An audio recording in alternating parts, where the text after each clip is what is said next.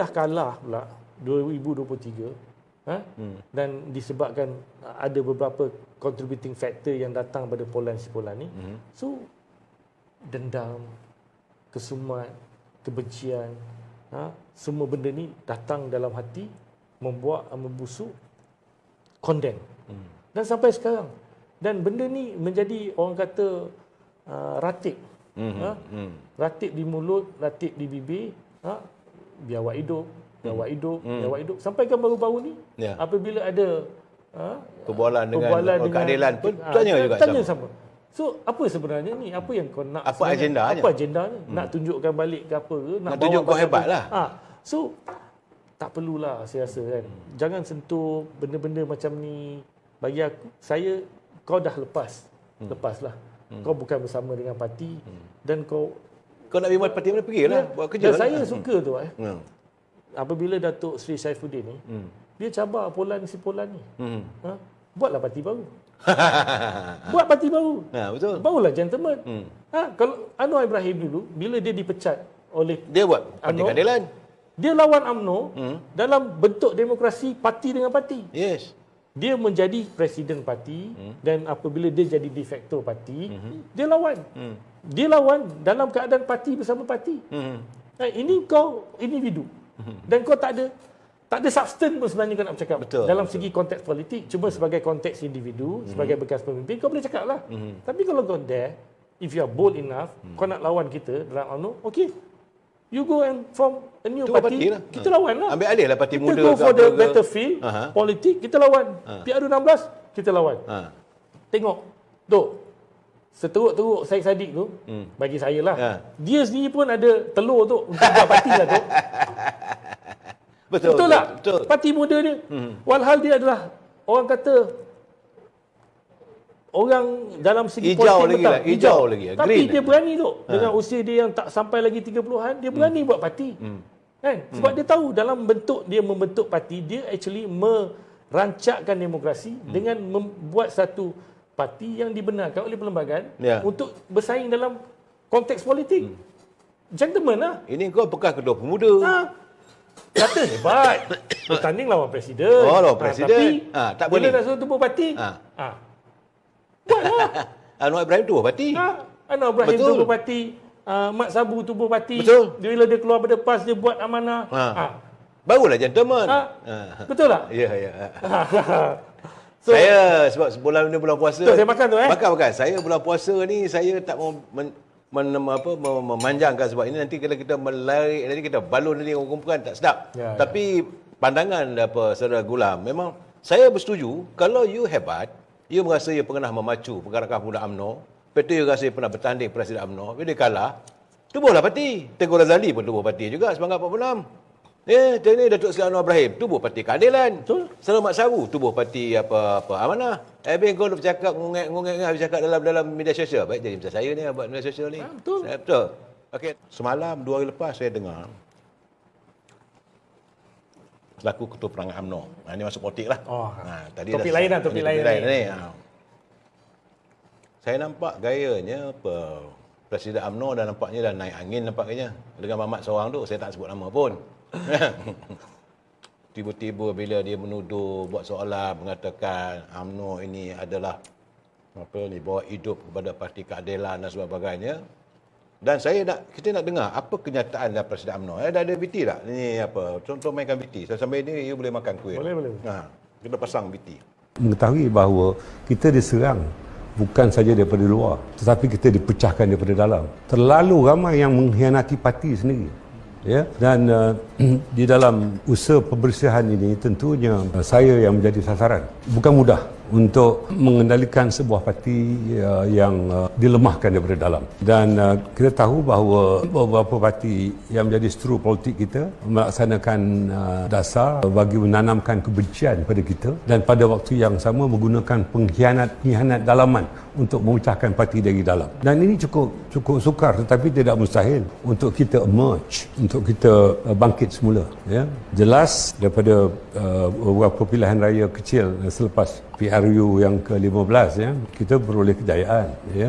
Walaupun di dalam PRN di 6 negeri kita tahu pihak seteru politik kita menggunakan kaedah 3R dan mereka menggunakan pelbagai muslihat pada parti-parti berkenaan untuk membalingkan dan mencemarkan imej kita. Apatah lagi saya sendiri telah menghadapi 87 pendakwaan yang dilakukan oleh pemimpin yang menjadi Perdana Menteri semula untuk tempoh 22 bulan sengaja untuk merosakkan imej saya, ya, kerana kaedah untuk merosakkan sesebuah organisasi itu ialah mencemar dan mengaibkan pemimpin utamanya. Ini dilakukan ketika center of gravity-nya zaman Pak Lah, ya, di mana ketika itu the fourth floor, ya, dijadikan sasaran, ya.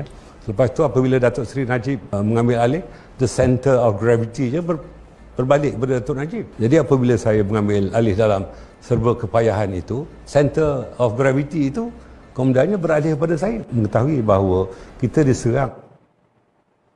Okey, kalau saudara Gulam tengok, saya tengok body language. Saya melihat Presiden ni nampaknya dia geram tu sebenarnya. Sebab dia mengatakan bahawa UMNO diserang dari dalam, dari luar dan sebagainya.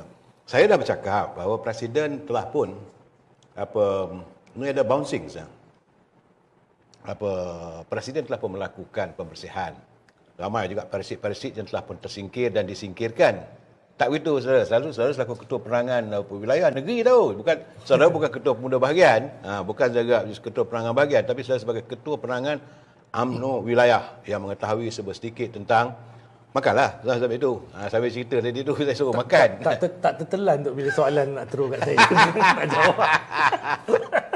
Jadi saya merasakan bahawa wajar ke mereka yang dulu mempertahankan UMNO, mengangkat Presiden, tiba-tiba bila tak ada dalam tu dah mula menyerang. Ada 3-4 orang tu tak berhenti-henti hari-hari serang Presiden. Malah tuduh biar hidup dan sebaiknya.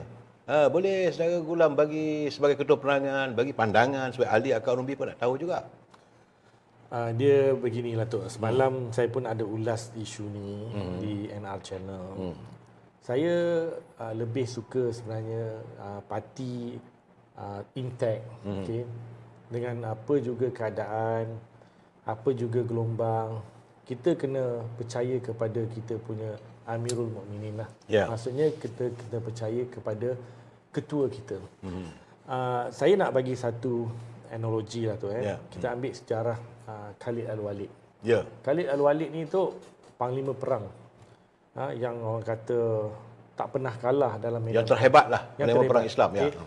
Dan apabila dia masih menjadi kafir ataupun dia berperang dengan Nabi sehingga peperangan Uhud, dia masih lagi beranggapan dia menang apabila menentang tentera Islam ketika itu. Okay. Dan lepas habis tu barulah dia memeluk Islam.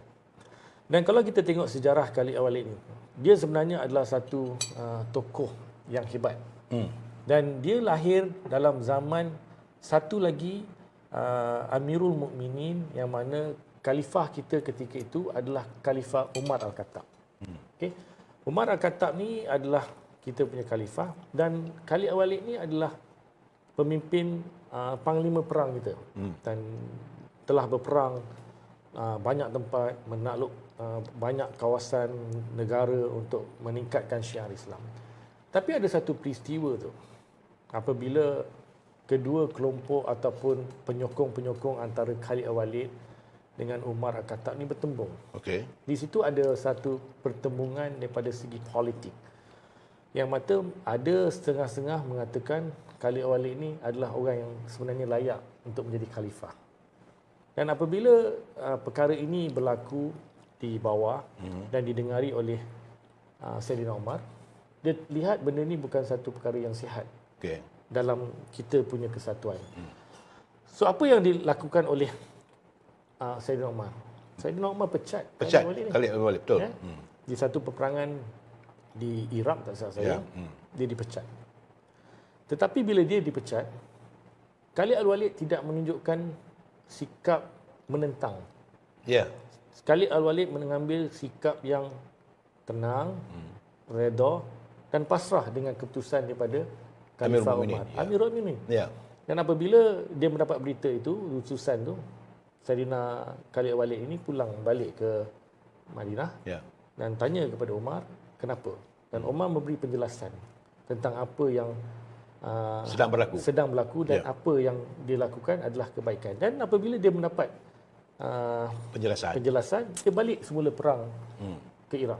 Okey, apabila dia berperang di Iraq, semua penyokong-penyokong ni tertunggu-tunggu sama ada Khalid Walid ini akan mengangkat bendera untuk memerangi Umar ataupun stand down.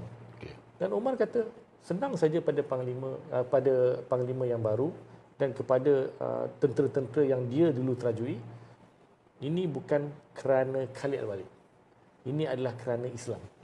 So dia nak tunjukkan di situ dan dia nak mengajar kita kesatuan dalam berorganisasi itu lebih penting. Lebih penting, ya. Kerana dia melihat tujuan utamanya adalah untuk memenangkan Islam. Bukannya dia nak memenangkan diri Khalid Walid. Betul. So inilah sebenarnya yang kita kena belajar dalam kita berorganisasi dalam siasah politik. So semua pemimpin dan juga semua ahli UMNO kena ada sifat seperti Khalid Walid. Saya bila Datuk bagi tahu tadi ada 3-4 orang pemimpin, ya betul, kadang-kadang kita ni terlepas. Kita ni nak tunjuk yang kita ni orang kata apa, luar daripada kebiasaan, tak nak ikut orang kata barisan ataupun toe to the line. Okey, boleh, saya tak nafikan. Tapi kalau sampai tahap melampau, menuduh parti, menuduh pemimpin dan memberi satu gambaran yang parti ini terlampau teruk, walhal itu parti kita. Itu parti kita. Kita kena perbetulkan parti itu dalam bentuk yang dibenarkan, dalam suasana yang dibenarkan. Betul. Ada mesyuaratnya, ada perhimpunannya, kita tegur di situ.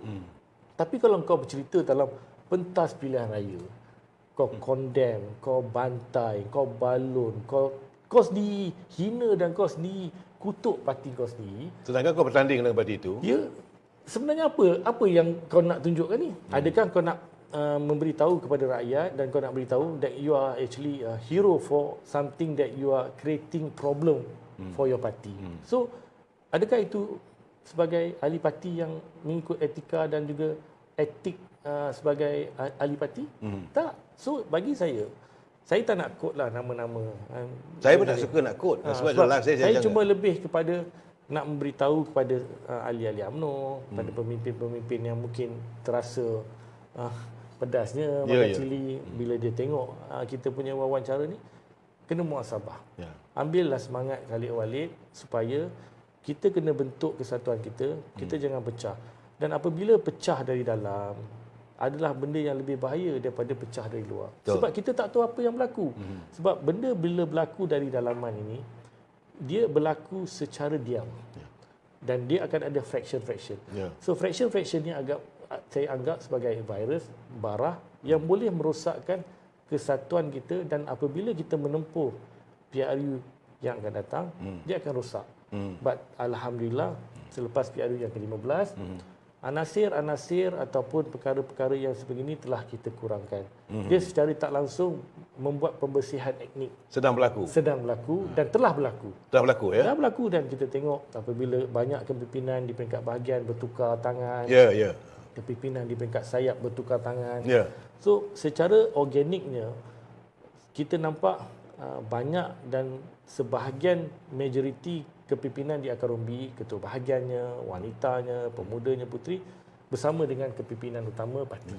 So ini yang lebih, dan saya rasa presiden sekarang ni apabila dia melaksanakan tugasnya sebagai presiden dan tugasnya sebagai timbalan Perdana Menteri, dia lebih mudah kerana dia tidak terlalu fokus kepada politik. Sekarang ni kerja dia lebih untuk membangunkan negara, mencari kaedah macam mana untuk kita nak kembalikan balik negara kita ni sebagai satu negara yang makmur, sebagai satu negara yang boleh meningkatkan taraf hidup masyarakat, wa ima siapa pun bangsa yang ada dalam Malaysia ni untuk kejayaan bersama. Itu yang saya tertarik sebab apa kata Datuk Razlan. Datuk Razlan apa susah politik pada Timbalan Perdana Menteri. Bos saya tu. Kan. Jadi bila dia mengatakan, dia kata siapa yang buat hidup? Daripada tak apalah nak kata atau bukan katalah, tapi akas sekarang jangan jadi lembu kebau bawa lumpur. Habis semua terpalut katanya.